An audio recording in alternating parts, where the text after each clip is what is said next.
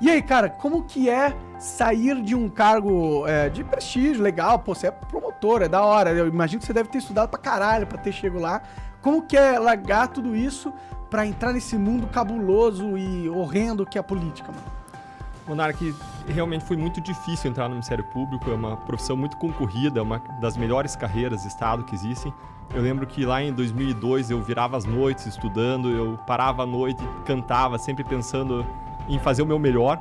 E eu estudava sempre pensando em ter os melhores instrumentos para servir a sociedade, sabe? Meu foco não era tanto a prova, mas era o tal mais capaz para produzir uma transformação. Quem entrou no Ministério Público na minha fase, mais ou menos, na minha geração, sempre viu como uma carreira que te dá uma oportunidade de ser um agente de transformação da realidade. A gente viu a impunidade dos corruptos na década de 90, anões do orçamento, marca Fonte Cidã, outros casos. Nós todos indignados com a corrupção. A nossa geração é um pouco diferente da geração que viveu a ditadura.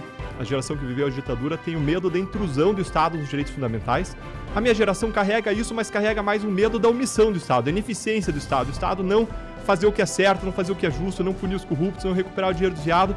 E foi com esse intuito que eu entrei no Ministério Público e lá eu busquei fazer o meu melhor para cumprir essa visão.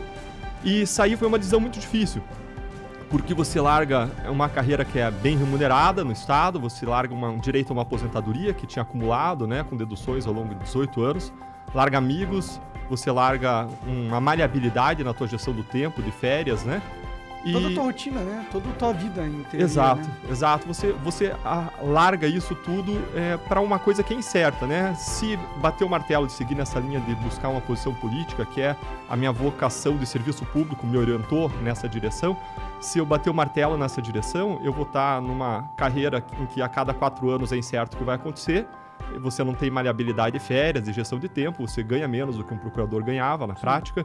Então, é uma decisão que egoisticamente é muito burra. E eu se for por carreira, nem deveria ser, né? Porque não é uma carreira. Não é, exato. Não deveria ser uma carreira. Exato, né? Exato.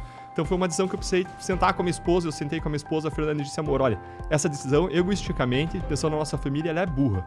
Mas se eu for pensar no propósito da existência, né, em como eu vejo o mundo e a nossa passagem na Terra como um lugar de serviço, de amor às pessoas e lutar por uma causa maior, um propósito maior, eu precisaria hoje realinhar os meus meios ao meu fim. Porque o que eu tenho visto? Eu tenho visto a política destruindo todo o trabalho que a gente fez na Lava Jato e mudando as leis para que uma Lava Jato não venha se repetir. Então, ou eu fico de braços cruzados, olhando tudo que está sendo desfeito, tudo que está sendo destruído, ou eu tenho coragem de enfrentar os meus medos, porque é uma decisão que traz medo de segurança financeira para a família, você está sendo uma posição estável com uma posição totalmente diferente. Não só isso também, você vai se meter no mundo de vespa, meu. Porque eu imagino que você tá um pouco acostumado, porque a sua posição no Ministério Público também era um pouco política. Pô, mas isso é muito pior, agora ele tá no meio dos caras, né? É muito pior, mas talvez ele não apanhe tanto, quer dizer, apanhe se ele continuar sendo ético, né? Aí ele vai pra caralho. Monarca, vai apanhar. E a política, infelizmente, hoje existem ataques muito sujos de lado a lado, existe uma polarização, uma indústria de fake news. E isso acaba maculando você, e na posição que eu tava, já tinha saído da Lava Jato há um ano, tava numa posição que eu tendia a ter o meu lugar tranquilo, à sombra, né, fazendo meu trabalho direito, né, todo dia, né, fazendo o meu melhor, mas eu tendia a ter tranquilidade em algum momento. Mas agora, fazendo esse movimento, eu tendo a não ter tranquilidade, né? Com certeza. Minha vida vai ser uma vida bastante tumultuada. Escrutinada sem fim. Exato, eu tô indo pra uma montanha-russa, né? Saindo num carrossel e indo pra uma montanha-russa que eu nunca andei. Então eu tô com aquele friozinho na barriga de quem tá subindo. Natural. Mas quando você pensa em propósito de vida, essa decisão faz sentido. Porque onde eu tava amarrado, sendo destruído tudo que a gente fez, né? Impedindo que a gente pudesse repetir os resultados que a gente alcançou. E, além disso, eu não podia nem reclamar mais, Monarca. Eu sei que você é um defensor da liberdade de expressão e eu fui punido 2 vezes no Ministério Público, na história, por procedimentos administrativos disciplinares. Olha só, antes da Lava Jato, todo mundo que trabalhou nela nunca teve nenhum procedimento administrativo disciplinar. Depois da Lava Jato, todo mundo está sofrendo o procedimento administrativo disciplinar. Por quê? Porque o sistema está retaliando, está reagindo contra nós, e eu fui punido em 2 por críticas que eu fiz ao Supremo Tribunal Federal e crítica que eu fiz ao senador Renan Calheiros. Não pode falar desses caras, eles são poderosos, pô, tá maluco? E veja o que foi, Monark, me diz o que você acha, tá? O que eu falei do Supremo Tribunal Federal foi o seguinte, eu falei que decisões do Supremo Tribunal Federal mandam uma mensagem de leniência em favor da corrupção. E eu ressalvei, não estou imputando má fé a ninguém, estou fazendo uma análise objetiva do impacto dessas decisões, das investigações e processos.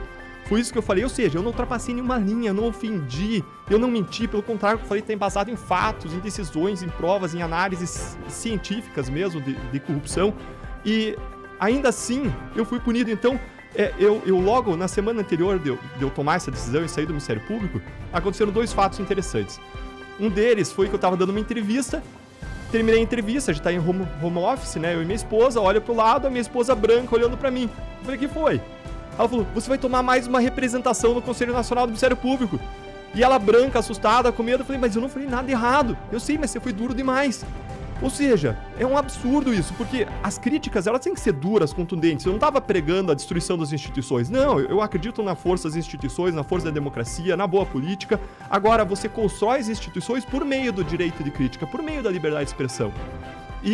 Então, eu estava amarrado. Mas isso não existe no Brasil de verdade, né? A gente tem muitas leis e muitos códigos de não sei o que institucionais dentro das organizações que são exatamente para quando um Deltan chegar e começar a falar coisa que os caras não querem ouvir, opa, toma um negócio disciplinar ali, pega um negócio arcaico de 1820 que tá na lei e usa aqui pra fuder o cara. Esse é o perigo, é isso que eu tento apontar todos os dias aqui, meio que em vão talvez, mas que é isso, que o negócio não é que eu quero que as pessoas falem merda. É que eu não quero dar o poder pro Estado de impedir que as pessoas falem. Porque a partir do momento que você dá ao Estado determinar o que é merda ou não, fudeu.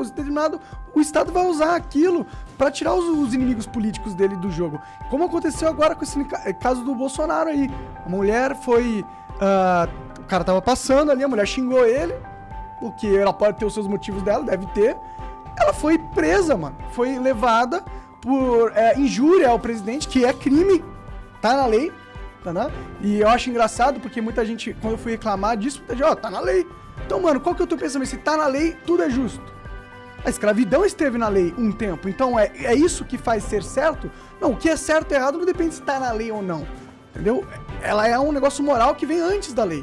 E você não pode prender alguém porque xingou o presidente. Isso é coisa que aquele nosso amigo lá da Angola... Da Angola, a gente tem um amigo da Angola, criador, ele falou, a gente foi perguntado o presidente pra ele falou, mano, posso falar? Nem é assunto, Caramba. presidente. Né? Caramba. Então, mas é esse tipo de sociedade que tá sendo construída. Toda vez que o STF toma as decisões monocráticas dele contra jornalistas, por mais que o jornalista seja um merda, na minha opinião, entendeu?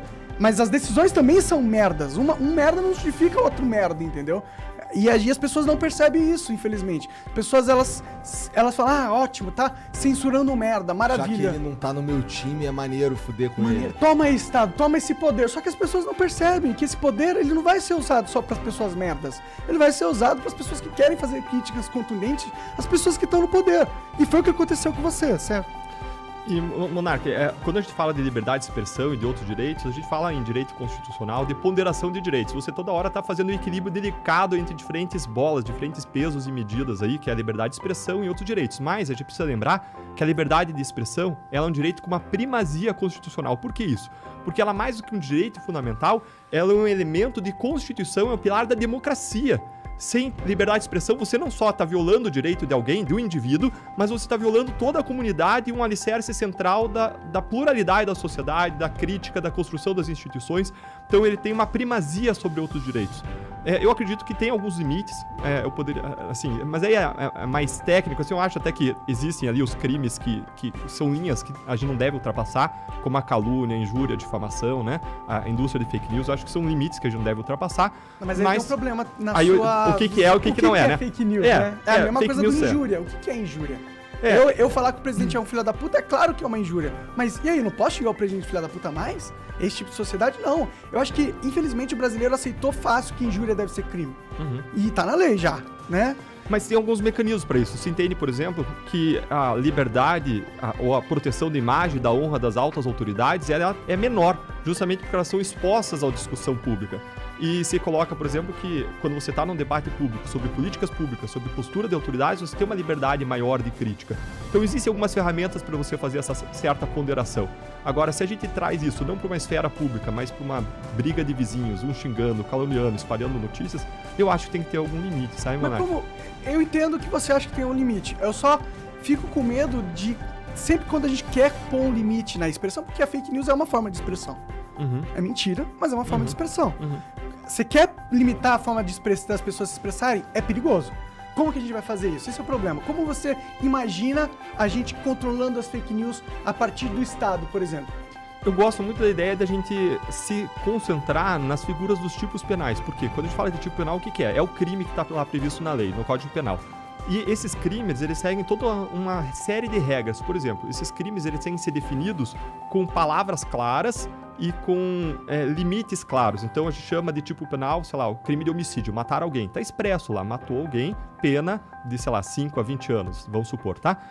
Ou ainda, injuriar alguém. E aí você vê, o que é injuriar? É você xingar, é você desprezar, é você trazer desonra. Isso deveria ser crime? Né? A desonra, xingar, é que eu acho que não deveria ser, entendeu? Na minha opinião, eu posso estar errado. Claro. A sociedade pode me julgar errado nesse sentido. Mas eu realmente acho que, pô, um cara chegou na rua e xingou, seu filho da puta. Vai prender esse cara? Pra quê, mano? É legítima uma opinião, assim. É totalmente legítimo você entender que isso não deveria ser crime. Mas o espaço para discutir política pública, o que deve ou não ser crime, é o espaço do parlamento.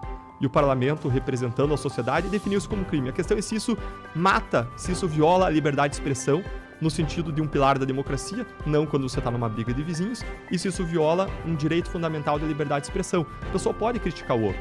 Agora, critica sem destruir, critica de modo construtivo. E eu acho que a crítica dura, a crítica incisiva, até a ironia, são críticas que devem ser toleradas e devem ser exercidas numa democracia para a construção das instituições. Porque é disso que se faz uma democracia, é do debate, é da liberdade de expressão, é da troca de ideias, né?